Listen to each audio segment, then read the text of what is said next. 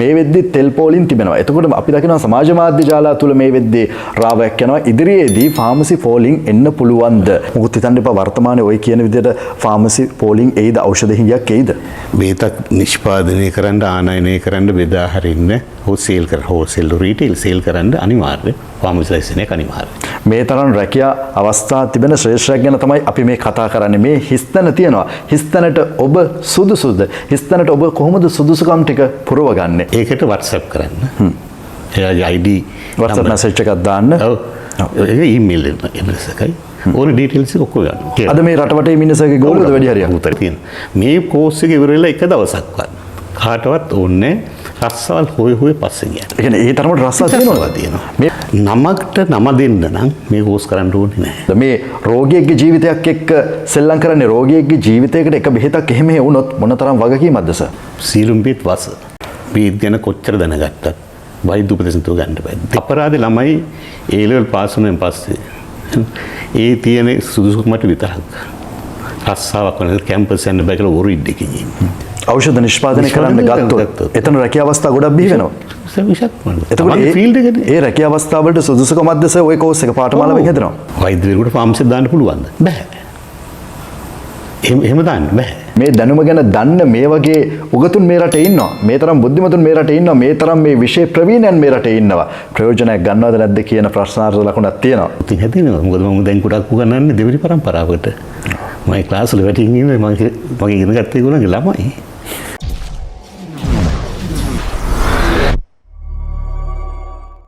Ivan Dhanush locks බලන හැමෝටම මම අයිවන් කියලා පිළිගන්න ඔබතුමා. අයිවන්. අද විශේෂ කෙනෙක් ධනුෂ් ලොක්ස් නාලිකාවෙන් ප්‍රථම වතාවට තමයි අපි සාකච්ඡා කරන්නේ මෙතුමත් එක්ක. සාකච්ඡා කරන්නත් විශේෂ හේතු කාරණාවක් තිබෙනවා. ඒ හේතුව ගැනත් ඔබට සඳහන් කරන්නම්. ඒත් එක්කම මේ වැඩසටහන බලන ඔබට සුවිශේෂී අවස්ථාවක් ගැන විස්තර තොරතුරු දැන කියා ගන්න පුළුවන්. මම හිතන්නේ ගුරුතුමා කිව්වොත් මම හිතන්නේ හරි. එක්තරා විදිහක පාඨමාලාවක් ගැන තමයි ඔබ දැනුවත් කරන්න යන්නේ. චීචි අජිත් පෙරේරා ගුරුතුමා. මම හිතන්නේ එහෙම කිව්වොත් තමයි ඔබතුමාව දන්නේ හඳුනන්නේ. ඔබතුමාගෙන් ඉගෙනගත්ත ශිෂ්‍යෝ දන්නේ හඳුනන්නේ නේද? හරි අපි කතා බහ ආරම්භ කරමු. සර් මට කියන්නකෝ දැන් මේ ශ්‍රේෂ්ඨය අපි ගත්තට පස්සේ සමහරෙක්ට හිතෙන්න පුළුවන් මේ ශ්‍රේෂ්ඨයේ මේ වගේ පාඨමාලා තියෙනවද? මේ වගේ පාඨමාලා කරන්න ඕනිද? එහෙම දෙයක් හිතෙන්න පුළුවන්. දැන් ඔබට තාමත් ප්‍රශ්නයක් මම දන්නවා. මොන පාඨමාලාව ගැනද මේ කතා බහ කරන්න කියලා. ඒ හින්දා මම මේ කතාව ආරම්භ කරන්නම් සර්ගේ කතාවෙන්ම. අපි පටන් ගමු. 1981 තමයි සර් මේ කතාව. එහෙම නැත්නම් සර් මේ ශ්‍රේෂ්ඨයේ වැඩ කටයුතු පටන් ගන්න. එතනින් අපි චුට්ටක් මතක් කරමු කතාව. මම 1981 වෙනකොට පේරාදෙණිය විශ්වවිද්‍යාලයේ උපාධිය විද්‍යාර්ථී උපාධිය කරමින් හිටියේ. ඒ වෙනකොට මට හම්බුණා රස්සාවක්. ඒ කාලේ විවෘතාර්ථය විතරයි. රස්සාව ඉත වටිනවා. ඔව්.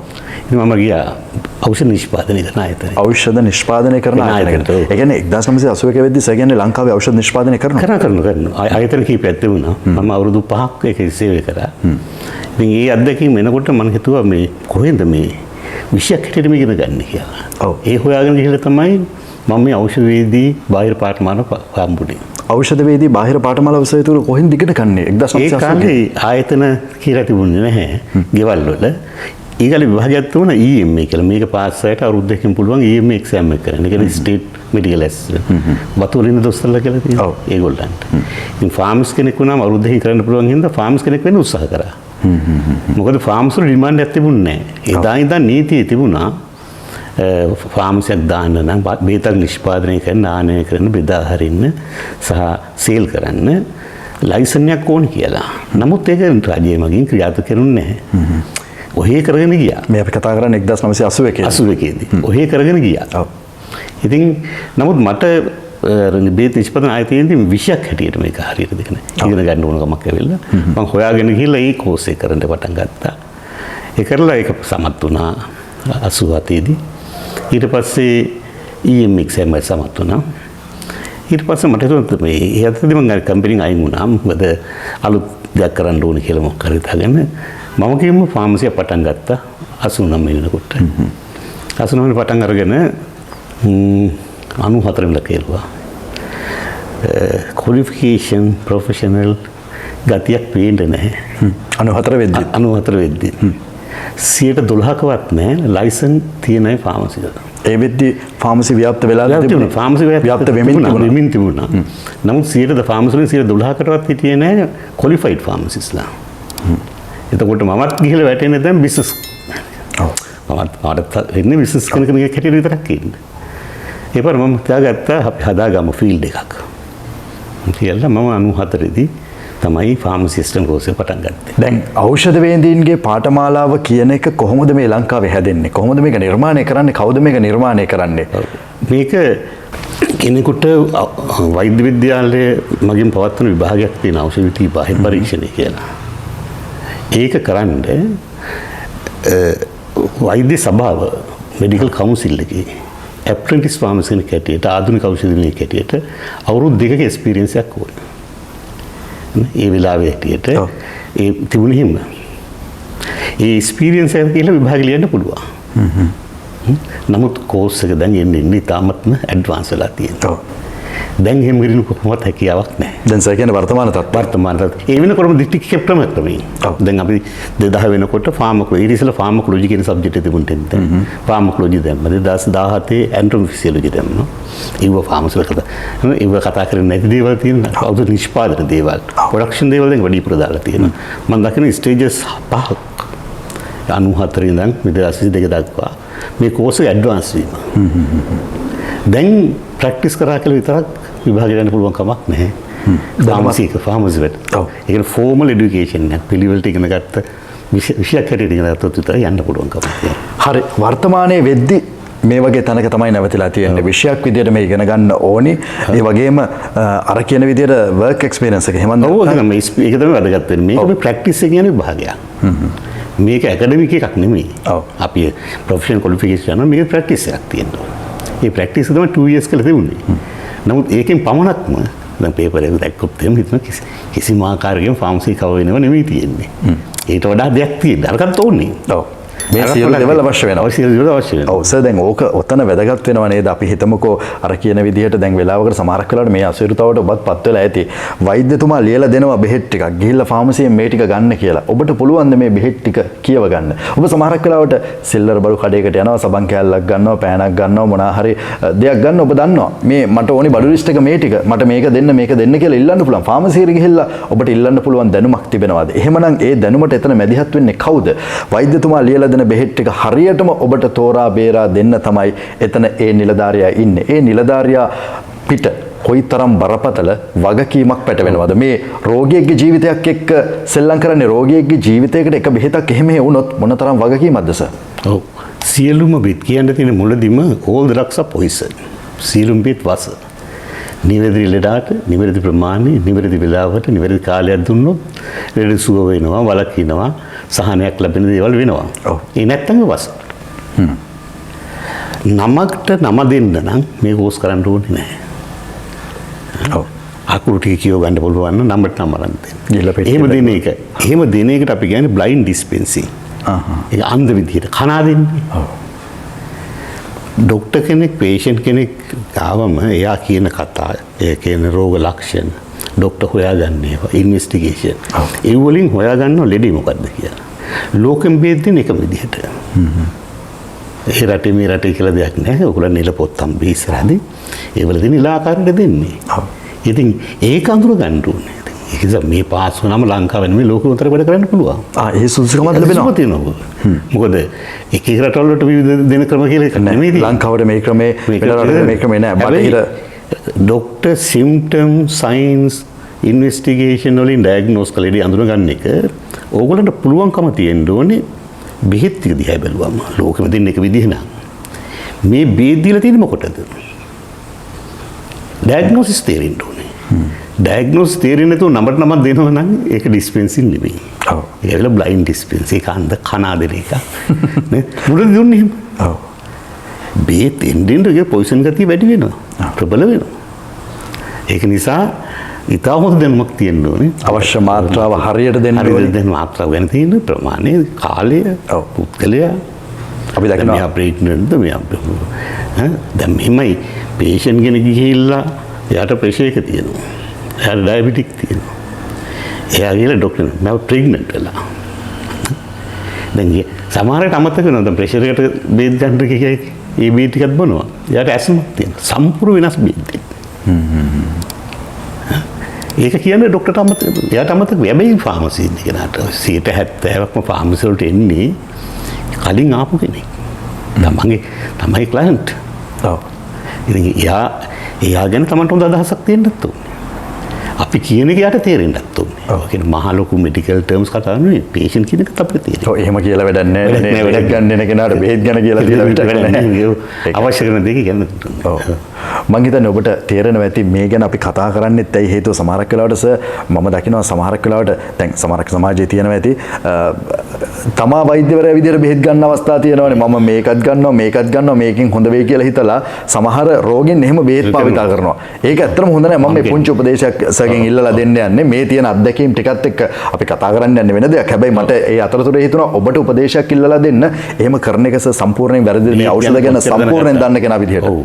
බෙහෙත් ගැන කොච්චර දැනගත්තත් වෛද්‍ය උපදෙස් නැතුව ගන්න බෑ. දෙන්න පුළුවන් බෙහෙත් තියෙනවා. අපි දන්නවා ඒවා අපි කියන නීති කියන ෂෙඩියුල් 2A කියලා ඒවා දෙන්න පුළුවන් ප්‍රෙස්ක්‍රිප්ෂන් ඕනේ නැහැ. ඔය පැරසිටමෝල් දුකයි උතරම් දෙන්නේ. ඒ අරින්ද 2B කියන නීතිය තියෙනවා. ඒවා දෙන්න අනිවාර්යයෙන්ම. ඒකද බලන්න පැතිකඩවල ගොඩක් තියෙනවා. ඔව්. බේත මේකෙන් මේක වෙනවා කියන එක කෑල්ලක් විතරයි. අනිත් ලෙඩ. එයාගේ අනිත් කන්ඩිෂන්ස්. ඒකද සර් හැම ෆාමසි එකටම අපි විශේෂ බෙහෙතක් ගත්තොත් එimhe ඒ බෙහෙතට ડોක්ටර් ලිව්ව ડોක්ටර් සහතික කරපු අවශ්‍යයි. ඒ අවශ්‍ය වෙන්නේ යන්න ඒ හේතුව හින්දා. හරි අපි කතා බහ ආරම්භ කරමු සර් මොකද්ද මේ පාඨමාලාව? මූලිකවම තියෙන්නේ A level සමත් විද්‍යා විෂය ධාරාවේ. ඒක බයෝ වෙන්න පුළුවන්, ෆිසිකල් වෙන්න පුළුවන්, ඇක්ටිව් වෙන්න පුළුවන්. අනිවාර්ය සබ්ජෙක්ට් එක කෙමිස්ට්‍රි. කෙමිස්ට්‍රි අනිවාර්යයි. රසායනික විද්‍යාව අනිවාර්යයි. ඒක සබ්ජෙක්ට් තුනට S3ක් තුනම ඇති.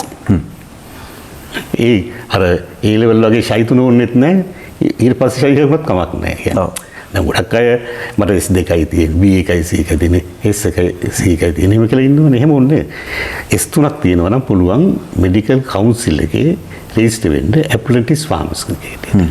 ආධුනික ಔಷಧ වේදිකයෙක් හැටියට. ආධුනික කාලේ අවුරුදු 2යි. අවුරුදු පිරුණාන් පස්සේ මෙඩිකල් කොලෙජ් කවුන්සිල් එකෙන් වෛද්‍ය සභාවෙන් ඒකෙන් තියෙනවා විභාගයක් ෆාමසි ඇසිස්ටන්ට් කෝස් කියලා. ඒක සමත් වුණාන් පස්සේ එයාට පුළුවන් රෙජිස්ටර් වෙන්න ෆාමසි කෙනෙක් හැටියට. ඒ ෆාමසි කෙනෙක් හැටියට රෙජිස්ටර් වුණාම එයාට පුළුවන් ෆාමසි ලයිසන් එක ගන්න. ලංකාවේ බේතක් නිෂ්පාදනය කරන්න ආනයනය කරන්න බෙදා හරින්න හෝසේල් රීටේල් සේල් කරන්න අනිවාර්ය ෆාමසි ලයිසන් එක අනිවාර්යයි. දැන් ඒකට තමයි මේ කෝස් එක කරන්නේ. ඒ කියන්නේ මේ කෝස් එකේ ප්‍රධාන අරමුණ ෆාමසි ලයිසන් එකක් අරන් දීගන්නේ. ෆාමසි ලයිසන් එක අරන් දෙන්නේ. ඖෂධ වේදිකයෙක් හැටියට සලකන්නේ ඒක කියලායි. ඔය මොනවා කිව්වත් යම් පුද්ගලයෙක් මෙඩිකල් කවුන්සිල් එකේ රෙජිස්ටර් වෙලා ඉන්නවද ඖෂධ වේදිකයෙක් හැටියට ඖෂධ වේදික. මම අවුරුදු 20 ගණනක් වැඩ කරා 30 ගණනක් වැඩ කරා කියලා ෆාමසි එකේ කවදාවත් ඖෂධ වේදික වෙන්නේ නැහැ. ඖෂධ වේදික කියනවා මෙඩිකල් කවුන්සිල් එකේ රෙජිස්ටර් වෙන්න ඕනේ. රෙජිස්ට්‍රේෂන් එක තමයි මේ කෝසේ මූලිකම අරමුණ තියෙන්නේ. ඉතින් දැන් සමහර අය අපි දන්න විවිධ වෘත්තීන් වල ඉන්න අයත් කරනවා. විවිධ විෂයන් කැම්පස් එක අපිත් අලුත් කෝස් අඳුන බයෝ කෙමිස්ට්‍රි, මොලිකියුලර් බයොලොජි, නැත්නම් BSc කරත් නැත්නම් තියෙන ෆුඩ් සයන්ස් විද්‍යාව කරනවා. කරන ගමන් අමත සුසුම කටියට මේක කරනවා.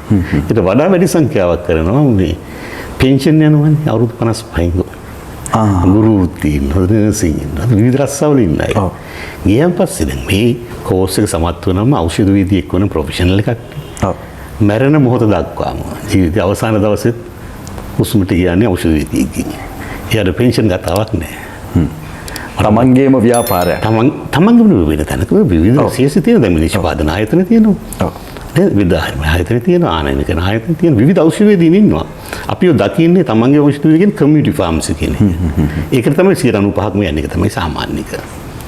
නමුත් මේකේ කමියුනිටි ෆාමසිස්ලා ඉන්නවා, ප්‍රොඩක්ෂන් ෆාමසිස්ලා ඉන්නවා, ක්ලිනිකල් ෆාමසිස්ලා ඉන්නවා, රෙගියුලේටරි ෆාමසිස්ලා ඉන්නවා. ඉතින් බේතක අතින්වත් අල්ලන්නේ නැති ෆාමසිස්ලා ඉන්නවා. දැන් රටවල ෆාමසි කෝස් ගත්තොත් එimhe අපේ ලංකාවේ තියෙන මේ කෝස් 20 ගාණක් ඉන්ටර්නෙට් එකේ බලන්න පුළුවන් උගලන්ට 30 ගාණක් 20 ගාණක් හොයාගන්න පුළුවන් විවිධ කෝස්. ෆාම ඉකොනොමික් එක. ඒක ඔෆිස් එකේ ඉන්න තියෙන්නේ. මේ ලෙඩු නෑ, බේත් නෑ. ඒක හැන්ඩල් කරන්න දෙන්නේ. ඒ වගේ තියෙනවා. ඒ වගේ විවිධ ආකාරයේ කෝසස් තියෙනවා. මේ විෂය හරි පුළුල් නේද සර්? මේක ගත්තට පස්සේ ඕනි කෙනෙක්ට ඕනි මාර්ගයක් යන්න පුළුවන්. ඒ තමයි අපරාධ ළමයි A level පාස් වුණාන් පස්සේ ඒ තියෙන සුදුසුකමට විතරක්. රස්සාවක් වෙන කැම්පස් යන්න බෑ කියලා ඔරු ඉද්දකින් ඉන්නේ.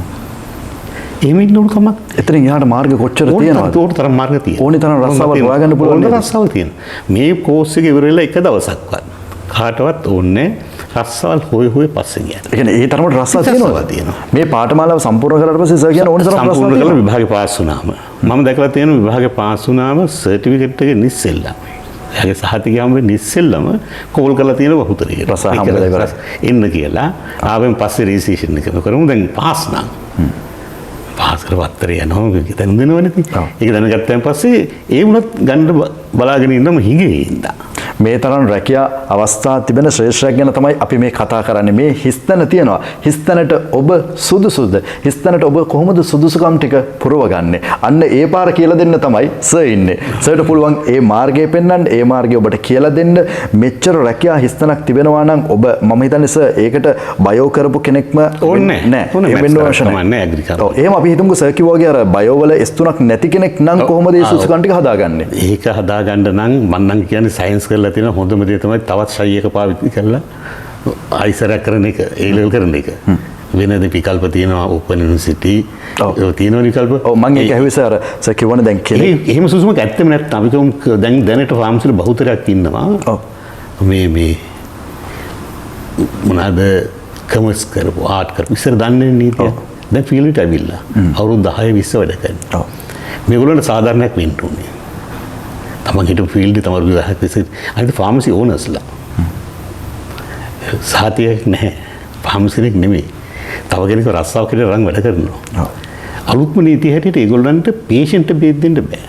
දැන් පේෂන්ට් දෙන්න ඉස්සෙල්ලා බඩු ඕඩර් කරන්න ඕනේ, පර්චේස් කරන්න ඕනේ, ස්ටෝර් කරන්න ඕනේ, බේත් ටික දාලා දෙන්න ඕනේ. පේෂන්ට් ඉන්ස්ට්‍රක්ෂන් දෙන්නේ ඒගොල්ලන්ට දෙන්නේ අලුත් ඇට් එකේ හැටියට. මම ඉස්සර කරා ෆාමසි ඇසිස්ටන්ට් කෝස් එක කරලා නැවැත්තුවා. නමුත් දැන් මට පේනවා ඒ අවශ්‍යතාවය තියෙන මොකද මම පාස් වෙලා තියෙන ෆාමසි බහුතරයකට තියෙන ප්‍රශ්නයක් තමයි කතා කරාම වැඩ කරන්නේ නැහැ නේ. දැන් ඔය ඒ හිස්තැන තියෙනවා තාම ලොකු තියෙනවා. ලොකුම පස්සේ මෑන් පවර් තියෙනවා දැන්. මේ මම විදිහට ආයිසරයක් අඳුන දුන්නා ෆාමසි ඇසිස්ටන්ට් කෝස් එක. ඔක try කරන්න ඕනේ. ඒකට කතා කරලා ෆාමසි ඇසිස්ටන්ට් කෝස් එකට අර ඉල්ලන්නේ ඒ ලෙවල්. ඕ ලෙවල් ලයිට් වල කරන්න පුළුවන්. ඒක අපි try කරන්න ඕනේ ඔතොරිටිස් වලින් මේකට දෙන්න සහතිකයක් දීලා මේ සහතිකෙත් එක්ක එක්ස්පීරියන්ස් එකත් එක්ක අර විභාගය කරන්න දෙන්න. මේ සහතිකේ ෆාමසි දාන්න දෙන්න බෑනේ. ඔව්. ඒගොල්ලන්ට කොහෙම ක්වොලිෆිකේෂන් එකක් නැහැ කියන්නේ. ඒ කියන්නේ ෆාමසි ලයිසන් එක ගන්න බෑ වැඩ කරන්න පුළුවන්. මොකද මේක පේෂන්ට් දෙන තැනට එනකොට ලොකු වැඩ කොටසක් තියෙනවා තව කරන්න. මොකද ඒගොල්ලන් කියන්නේ ඒගොල්ලන් ෆෝමල් এডুকেෂන් නැහැ, අප්ඩේට්ස් නැහැ.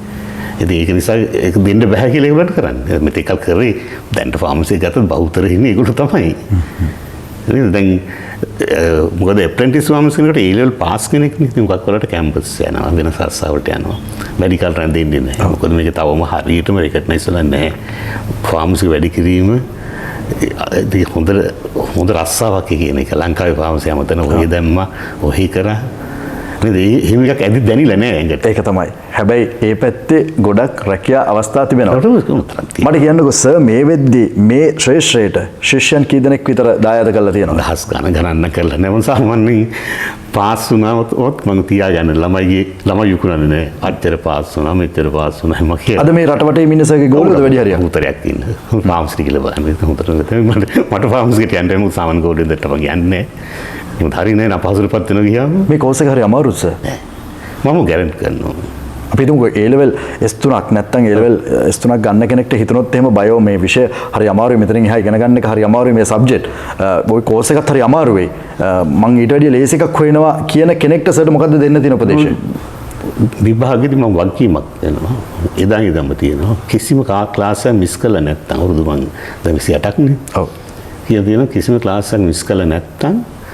ඉඳලා තියෙනවා කිසිම කෙනෙක් ෆේල් වුණොත් මගේ ඕනම ආයතනයකට ඇවිල්ලා මම ආයතන පහක් විතර කරගෙන හිටියා ෆිසිකල් ක්ලාස් කරද්දී ඕන ප්‍රාණ නොමිල ඉගෙන ගන්නවා පොදු ගැරන්ටි එක දෙන්න පුළුවන් මොකද මිස් කරන්න ඉඩක් මම තියන්නේ නෑ ලේසි දැන්ටත් මේ අවුරුදු විභාගයට කියලා තියෙනවද අවුරුදු 22කින් පේපර් කරනවා පේපර් 22යි තියෙන්නේ ඔක්කොම කළේ මදි අනාගතේ තව අහන්න පුළුවන් ඉන්ටර්නල් ඒවත් කරලා එක්ස්ටර්නල් අතර වෙන රටවල තියෙන ඒවත් කරලා. ඉතින් ඒක නිසා හැමතිස්සෙම අප්ඩේට් වෙනවා. වෙලා තියෙන එක අප්ඩේට් නොවි හිටියොත් තමයි ප්‍රශ්න තියෙන්නේ.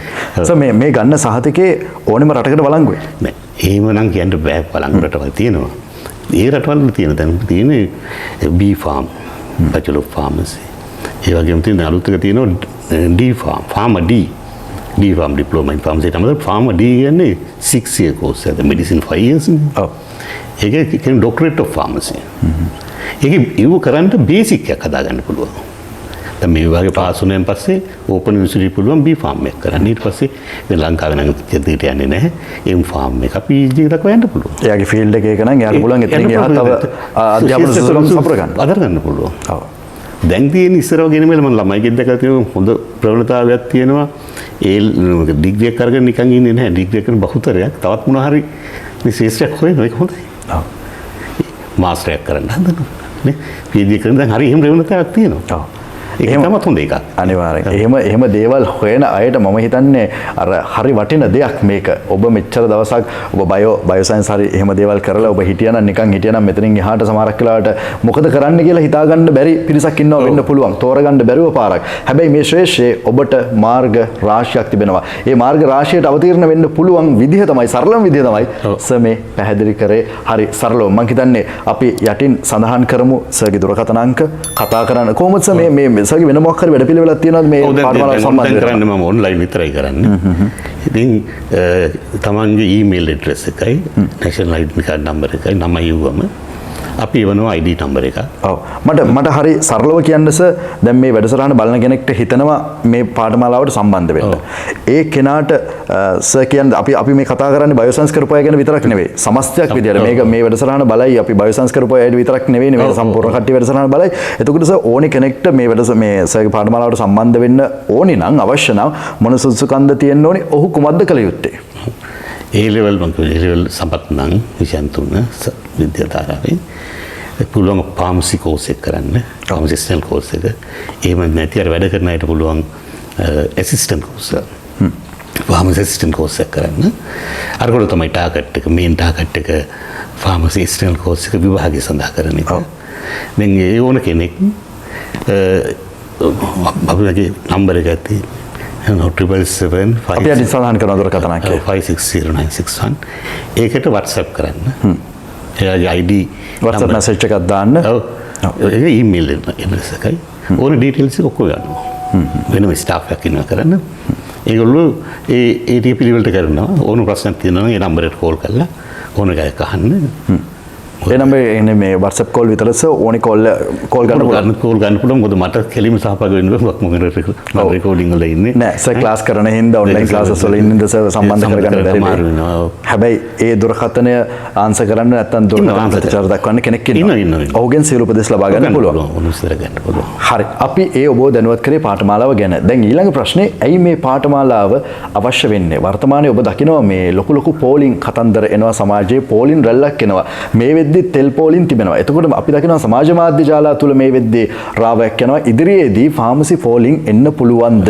සර්ගෙන් මම අහනවා සර් දැන් ඖෂධ ලංකාවේ නිෂ්පාදනය කරන්න පටන් ගත්තා. වර්තමාන තත්ත්වෙත් දැන් පුළුල් වෙලා තියෙනවා. දැන් පුළුල් වෙලා තිබෙන්නේ. ඇත්තට සර් මම මේක කෙලින්ම ඇහුවට මොකුත් හිතන්න එපා. වර්තමානයේ ওই කියන විදිහට ෆාමසි පෝලින් එයිද? ඖෂධ හිඟයක් එයිද? ආනයන ප්‍රශ්න නිසා එන්න පුළුවන්. අපිට අපේ රටේ නිෂ්පාදනය කරන ප්‍රමාණය මදි හින්දා. නමුත් අනාගතයේදී මම හිතන්නේ ලංකාවේ දැන් මම හිතන්නේ උත්සාහය තියෙන්නේ අවශ්‍ය කරන සියලුම ඖෂධ ලංකාවේ නිෂ්පාදනය කරන්න. ඒකට මේ විදිහට සැලසුම් හදලා ඉවරයි. සැලසුම් දැන් ප්‍රාදේශීය පටන් ගන්න තියෙනවා. මම වාරි පොළ එකක් තියෙනවා. මේ ඖෂධ මේ තැන් වල තියෙනවා. දැන් මේ පටන් අරගෙන තියෙනවා. ඔව්. ඉතින් එතකොට ලොකු විඩක් එනවා. දැන් මෙතෙක්කල් ඔළුවේ තියෙන කමියුනිටි ෆාමසි එක වැඩ කරනවා. ෆාමසි එකක් ඉන්නවා. ෆාමසි එකක් කරනවා. ඒක හිතන් හිටියේ. ඖෂධ නිෂ්පාදනය කරන්න ගත්තොත් එතන රැකියා අවස්ථා ගොඩක් බිහි වෙනවා. එතකොට ඒ රැකියා අවස්ථා වලට සුදුසුකමක්ද සර් ওই කෝස් එක පාඨමාලාවෙන් හදනවා? ඖෂධයක් නිෂ්පාදනය කරන්න බෙදා හරින්න ආනයනය කරන්න පේෂන් කෙනෙකුට දෙන්න පුළුවන් ෆාමසිස්ට්ට විතරයි. වෛද්‍යවරයෙකුට පුළුවන් තමන් බලපු රටට බෙහෙත් දෙන්න. only his patient. අනිත් අයට දෙන්න බෑ. වෛද්‍යවරයෙකුට ෆාමසිස්ට් දාන්න පුළුවන්ද? බෑ. එහෙම දාන්න බෑ. දාන්න ෆාමසි කෙනෙක්. මේක නීති රීති පද්ධතියක් තියෙනවා. නීති රීති මාලාවක්. වෛද්‍යවරුන් තමන් බලපු දෙයට දෙන්න පුළුවන්. තමයි ඩිස්පෙන්සරි ෆාමසියක් තියාගන්න පුළුවන්. ඔව්. ඒ අරින්න එයාට පුළුවන් කමක් නැහැ ෆාමසියක් දාන්න. ඒ නිසා සියලුම හැන්ඩ්ලින් සියලුම දේවල් ෆාමසියෙන් කතින් කරන්න ඕනේ. මොකද එයා ඖෂධ ගැනම ඉගෙන ගත්ත පුද්ගලෙක්. ඔව්. දැන් වෛද්‍යවරු ඩයග්නොසිස් කරනවා. ලෝක බේද දෙන්න එක විදිහක් කියලා කියනවා. නේද? දැන් දෙවෙනි රටවල් වල ඔය ෆාමඩී කරපු අයව කන්සල්ට් කරන වෛද්‍යවරු මොකද බේද දෙනකොට. ඒ කියන්නේ ඩොක්ටරේට් ඔෆ් ෆාමසි තියෙන අයව. දැන් මේ අපේ තව ලංකාවේ තියෙන්නේ බේසික් මේක. නමුත් මේක ඉම්ප්‍රූව් වෙන එකක්. අනිත් එක දැන් ඔය ලංකාවේ කියලා ඉන්න දෙයක් නැහැ.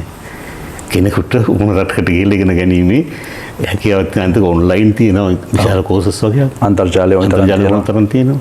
දැන් මම ඔය නෝට් හදනකොට ඉස්සර බම්බල පිටියේ බ්‍රිටිෂ් කවුන්සිලයට ගිහිල්ලා පොත් 5ක් විතර උස්සගෙන ඇවිල්ලා. පස්සේ මම මෙහාට ආවෙන් පස්සේ කැන්ඩි බ්‍රිටිෂ් කවුන්සිල් එකේ පොත් 5ක්. බ්‍රිටිෂ් කවුන්සිලේ කොහෙද කියලාවත් දැන් දන්නේ නැහැ. ඕන දෙයක් තියෙනවා. අන්තර්ජාලයේදී ඉන්ටර්නෙට් එකේ තියෙනවා. හැමදාම අප්ඩේට් කරන කෝස් එක. කරන්න ඕනලාට ගිහලා පුළුවන් ඉතින්. දැන් මං හිතන්නේ ඔබට පැහැදිලි ඇති ඇයි අපි මෙතුමත් එක මේ සාකච්ඡාව අරන් එන්නේ කියලා. ඖෂධ පෝලිං නිර්මාණය වෙන්න නියමිත නම් ඒ වෙනුවෙන් රටේ ඖෂධ නිෂ්පාදනය කරන්න සැලසුම් හැදිලා නම් තියෙන්නේ. ඒ සැලසුම් වලට අදාළව වෘත්තිමය සුදුසුකම් මේ වෙද්දී හැදලාද තියෙන්නේ. ඒ සඳහා අවශ්‍ය පාඨමාලා තිබෙනවා. ඒ පාඨමාලා ගැන ඔබ දැනුවත් කිරීම තමයි අපේ ප්‍රධාන අරමුණ වෙන්නේ. අවුරුදු 41ක අත්දැකීම් ඔබතුමා සතුයි. ඔබතුමා අවුරුදු 41ක් මේ ඖෂධ සමග හරියට ඔට්ටු වුණා. ඖෂධ සමග මේ ගනුදෙනුව කරා. ඉතින් ඒ ලබාගත් දැනුම, ඒ ලබාගත් අත්දැකීම් ටික අද වෙද්දී සිසුන්ට එහෙම නැත්නම් ඊළඟ පරම්පරාවට ලබා දෙනවා. ඒ පාඨමාලාව මෙහෙවන්නේ මෙතුමා. දැන් විශේෂිතම ප්‍රශ්නේ මේ රටේ මේ ගැන කිසිම ඔබතුමාට ගුරුවරයෙක් නැති කාලෙක ඔබතුමා කොහොමද මේ දේ ඉගෙන ගන්නේ? මම කිව්වා සමහර ගෙවල් වල මෝදර මොරටුව වගේ ගෙවල් තැන්වල තියෙන ගෙවල් වල EMA එක්සෑම් එකට උගන්වන්න ෆාමසි එක්සෑම් කරනවා EMA ट्रेन කරන්න විදේශගත තුනද ඔබතුමා? ඔව් මම විශේෂ ෆාමසිටික්ස් කියන විෂය කරන්නේ මම ඉන්දියාවේ කම්පැනි අයින් වෙලා මට උනකමත් තුන මගේම ආයතනයක් දාගන්න පටන් ගන්න. ඒ පටන් ගන්න මම ඉන්දියාවේ ගිහිල්ලා ස්මෝල් ස්කේල් ඉන්ඩස්ට්‍රි ඩින්ටි ගාල්වල කාලයක් හිටියා. ඒ වුණාද මට විශේෂ පුද්ගල කීප දෙනෙක් හම්බුණා. ඒ නිසා මට නෝට් අප්ඩේට් කරන්න ඉතාමත් ලොකු පහසුවක් වුණා. දැන් උනත් ලංකාවේ කතා නොකරන උගන්වන්නේ නැති අප්ඩේට් කරන විස්තර මම ළඟ තියෙනවා. දැන් ඉච්චරම යන්න දෙයක් නැහැ විශේෂයෙන්ම තමයි ඔන්ලයින් අන්තර්ජාලය හරහා පුළුවන් ගොඩක් දේවල් හොයාගන්න. අර එක්ස්පීරියන්ස් එකක්. මොකද මේක ඇත්තටම මම කිව්වේ එක්ස්පීරියන්ස් එකෙන් යන එකක්. ඔව්. එක්ස්පීරියන්ස් ප්‍රධානයි. ඇකඩමික් වලට වඩා තියෙන්නේ අත්දැකීමෙන් ඒක කරන එක. අත්දැකීමේ වෘත්තීය සුදුසුකම් හදාගත්තොත් ඒ කෙනාට රැකියාව අවස්ථා කොහොමද සර්? ඕන තරම් තියෙනවා. දැන් ෆාමසි ටෙක්නොලොජි ළඟදී පටන් අහන්න පටන් ගත්තා. මට කිසිම පහසුවක් නැහැ. අලුතින් දැම්ම කියලා. මම ටෙක්නොලොජි එදා ඉඳන්ම වෙන දේවල් දැක්ක දේවල් ඉතා පහසුවෙන් ඕනකට පැහැදිලි කරන්න පුළුවන් මොකක්ද මේ වෙන්නේ කියලා. බලන්න කොයිතරම් පහසුද කොයිතරම් සරලද. ඒක තරම් මේ දැනුම ගැන දන්න මේ වගේ උගතුන් මේ රටේ ඉන්නවා. මේ තරම් බුද්ධිමතුන් මේ රටේ ඉන්නවා. මේ තරම් මේ විෂය ප්‍රවීණයන් මේ රටේ ඉන්නවා. ප්‍රයෝජනයක් ගන්නවද නැද්ද කියන ප්‍රශ්නාර්ථ ලකුණක් තියෙනවා. හරි සර්, එහෙමනම් අවසාන වශයෙන් මේ වැඩසටහන බලන මේ විෂයට කැමති වෙන මේ විෂයේ තවදුරටත් ඉහළට යන්න කැමති කට්ටියට ඉගෙන ගන්න කැමති කට්ටියට සමහරක් වෙලාවට මේ වැඩසටහන බලන ඔබේ හීනයක් ඇති ඔබත් ෆාමසියක් දාගන්නවා. තමන්ගේම කියලා ව්‍යාපාරයක් එක්ක ආරම්භ කරනවා. මේ ෆාමසි එහෙම නැත්නම් මේ ඖෂධ වේදියෙක් වෙනවා. මේ ආදී වශයෙන් මේ ශේෂ්ත්‍රයේ නොඑක් තැන්වලට එළඹෙන්න නොඑක් තැන්වලට පිවිසෙන්න ඔබෙත් හීනයක් ඇති ඔබත් උත්සාහ කරනවා ඇති. ඒ පරපුරට සහ මේ වැඩසටහන බලන බොහෝ පිරිසකට සර් අවසාන වශයෙන් දෙන්න තියෙන උපදේශය කුමක්ද? මේ වෘත්තිය අපි මං කිව්වා සියවුල රක්ෂා පොයිසන්. ඒ ගණ්ඩෙන් අසරණම ජීවිතය ගැන බය වෙන කෙනෙක් අපි ළඟට එන්නේ. ඒ නිසා අපි උපරිම පේෂන්ට් පැත්තෙන් බලලා පේෂන්ට් කරන්න පුළුවන් උපරිම දේ කරන්න උත්සාහ කරනවා. නීතියක් තියෙනවා. අපි දන්න පොයිසන් එක වැඩ කරන්නේ සමහර මත්ද්‍රව්‍ය. ඒවත් අපි ළඟ බෙහෙත් ඇටියට තියෙනවා. දැන් ඒ නීතිය තියෙනවා. නීතිය තියාගෙන ඒකට යටත් උපරිමේ කරන්න කොහොමද? අපි ජීවිතය ගැන බලාපොරොත්තුවක් දෙන්නේ කොහොමද මිනිස්සු? ඒ විදිහට ගෞරවය, මේකේ තියෙන ගෞරවය, මේකේ තියෙන කීර්තිය එකිනෙක අතර තරංගයක්. මම අවුරුදු දැන් 28ක් ක්ලාස් කරාට කිසිම ගුරුවරයෙක් විවේචනය කරන්න යන්නෙත් නැහැ, විවේචනය කරලත් නැහැ. ඒවා දැන් හැදෙනවා, අලුතින් හැදෙනවා. මොකද මම දැන් ගොඩක් උගන්වන්නේ දෙවෙනි පරම්පරාවට. මම ක්ලාස් වල වැටින් ඉන්නේ මම ඉගෙන ගත්ත ඒගොල්ලන්ගේ ළමයි. උත්සාහ කරන ඒගොල්ලන්ගේ ළමයි ඉඳන් ඉන්නේ. ඔබ හිතන්නේ කොයිතරම් අත්දැකීම් සම්භාරයක් මෙතුමා සතුයිද? ඔව්. ඒකින් තමයි මම කියන්නේ ගෞරවයම තිස්සෙම තියෙන. කීර්තිමත් වෘත්තිය. ඒක දින ගෞරවය පරිස්සම් කරලා අපි වැඩ කරමු හැමදාම.